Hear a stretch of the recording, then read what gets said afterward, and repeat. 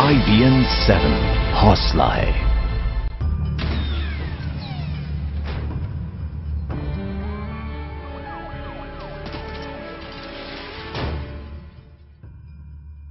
धर्म के नाम पर गोरख धंधा चलाकर उसने जो माहौल तैयार किया था वो हमने आपको दिखाया।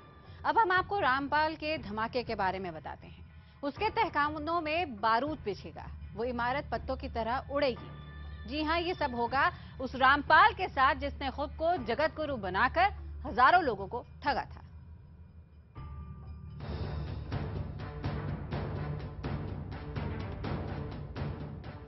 धर्म के नाम पर गोरख धंधा चलाकर उसने जो महल तैयार किया था, अब उसमें धमाके होंगे। उसके तहखानों में बारूद बिछेगा, वो इमारत पत्तों की तरह उड़ेगी। जी हां, ये सब होगा उस रामपाल के साथ जिसने खुद को जगत गुरु बनाकर हजारों लोगों को ठगा था। ढह जाएगा रामपाल का महल, टूट जाएगा उसका सिंहासन, उड़ जाएगा ढोंगी का ताज, पत्तों की तरह उड़ेगा आश्रम। तिलस्मी दुनिया में होंगे धमाके। जी हां, बाबा रामपाल यानी राजा रामपाल का ये महल अब नहीं बचेगा। ढोंगी के सतलोक आश्रम में बना ये दीवाने खास अब नहीं बचेगा। उसके आश्रम में महलों की तरह हर ऐशो आराम का इंतजाम था।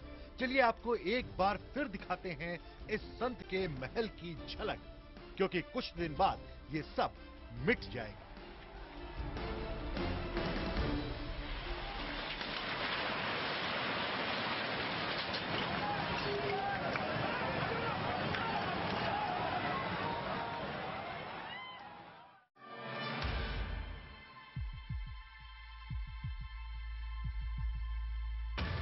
यह है रामपाल का वो कैबिन जहां से वो अपने हजारों भक्तों को संबोधित करता था।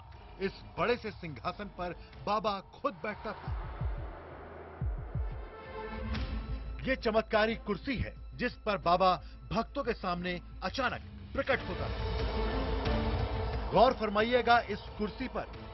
इस कुर्सी पर विराजमान होकर रामपाल भक्तों के बीच अवतरित होता था, प्रकट होता था।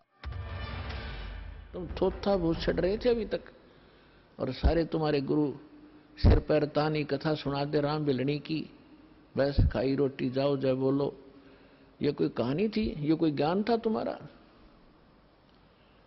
तब परमात्मा से धर्मदास जी ने पूछा कि भगवान फिर कारण क्या था?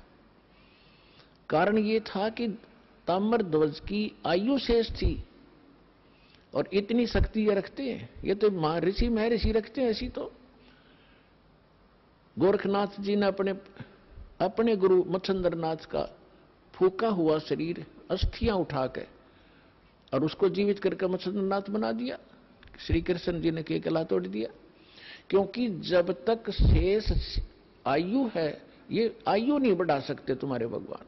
ताम्रध्वज की आयु शेष थी, इसने जीवित कर दिया, और अभिमन्यु की आयु नहीं थी, इतना ही संस्कार था, उसको जीवित नहीं कर सके। इस कुर्सी के नीचे 2 खुफिया कैमरे थे। पुलिस जब इस कुर्सी के नीचे बने उन कमरों में गई तो वो हैरान रह गई। इन खुफिया कमरों में कई मजबूत अलमारियां रखी हुई थी। 21वीं सदी के इस पाखंडी बाबा ने अपना जो महल बनाया था उसकी दीवारें 20 फीट ऊंची थी। इन दीवारों के पीछे उसने बनाई थी रहस्य की दुनिया। इस आश्रम में घुसना किसी के लिए भी नामुमकिन था। इसके अंदर जाने के लिए 1 2 नहीं 3 दरवाजे थे। पहला दरवाजा खुल चुका है। इस वक्त दरवाजे के ठीक पास हम लोग खड़े हुए हैं। ये दरवाजा था, इसको फिलहाल अभी देर रात इसको खोला गया है। इसके बाद जो आरएएफ के जवान हैं वो अंदर दाखिल हो चुके हैं। ये पहला दरवाजा है। उसके बाद हम यहाँ से अब अंदर घुसते हैं। घुसने के बाद ये लॉकर्स बनाए गए हैं। जो श्रद्धालु यहाँ पर आते थे उनको सामान रखने का यहाँ पर व्यवस्था यहाँ पर की गई है। कुछ लोगों के जो बैग्स हैं वो अभी भी यहाँ पर पड़े हुए हैं। जैसे जैसे आगे बढ़ेंगे रहस्यों का संसार भी खुलता जाएगा। आश्रम में हर तरफ सीसीटीवी कैमरे लगे हैं, दर्जनों मेटल डिटेक्टर भी मौजूद हैं। दरअसल बाबा रामपाल नाम का यह अधर्मी खूब ऐश परस्त था। चलिए अब आपको दिखाते हैं उसका बेडरूम। नजर डालेंगे तो आंखें फटी रह जाएंगी। खुद को संत कहने वाला ये ढोंगी दुनिया को भले ही सादगी का पाठ पढ़ाता हो, लेकिन खुद दुनिया के सारे ऐशो आराम भोग रहा था, भक्तों को त्याग की शिक्षा देता था, लेकिन खुद की अय्याशियों में कोई कमी नहीं थी। इसी बेडरूम में मौजूद था उसका चमचमाता हुआ ये टॉयलेट। गौर से देखिए, एक संत का बेडरूम और टॉयलेट, ये बाबा रामपाल की आराम गाह का नजारा है।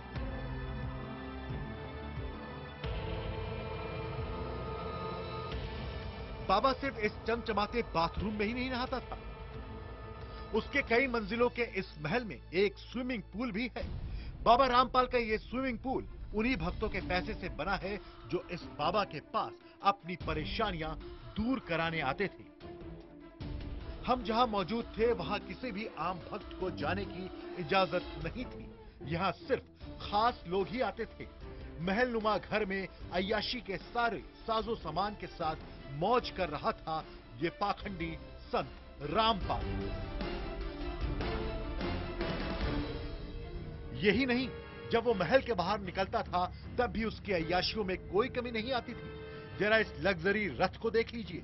वैसे तो इस पर लिखा है संत कबीर रथ, लेकिन कबीर के फरिश्ते भी सपने में ऐसे रथ की कल्पना नहीं कर सकते थे। इस रथ के अंदर बिना इजाजत किसी को दाखिल होने की अनुमति नहीं थी, लेकिन जब हमारी टीम इसके अंदर दाखिल हुई तो यहाँ का नजारा देखकर आंखें खुली की खुली रह गई। ये रथ नहीं, एक आलीशान ख्वाब गाह है।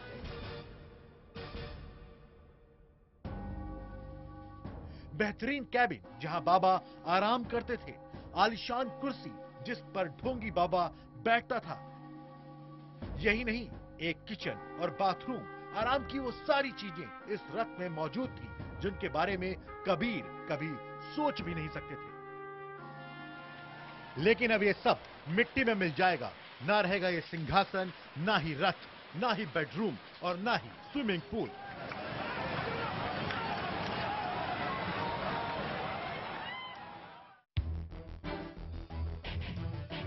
हिसार के जिला टाउन एंड कंट्री प्लानिंग विभाग ने इस इमारत को बारूद से उड़ाने की सिफारिश कर दी है। विभाग ने कहा है कि आश्रम के बंगले की ऊपरी मंजिलें बड़ी मशीनों के दायरे से बाहर हैं। ऐसे में ब्लास्ट से ही अवैध इमारत को गिराया जा सकता है। दरअसल जिस जगह रामपाल का यह आश्रम बना है वो स्थान 17 फरवरी 2010 को बरवाला के कंट्रोल्ड एरिया में घोषित हुआ था। विभाग ने 10 मार्च 2010 को ट्रस्ट के निर्माण के लिए एनओसी लेने का नोटिस जारी किया था, लेकिन तब तक करीब 12,400 स्क्वायर यार्ड में भूतल पर निर्माण हुआ था। लेकिन नोटिस मिलने के बावजूद आश्रम ने निर्माण नहीं रोका और इमारतों को बनाना जारी रखा। दूसरा नोटिस 22 नवंबर 2013 को और अंतिम नोटिस 3 अप्रैल 2014 को दिया गया था। इसमें निर्माण गिराने की चेतावनी भी दी गई थी। तब तो बाबा ने नोटिस की परवाह नहीं की, लेकिन अब उसका ये रहस्य लोक मिट्टी में मिल जाएगा। Bureau report, IBN 7।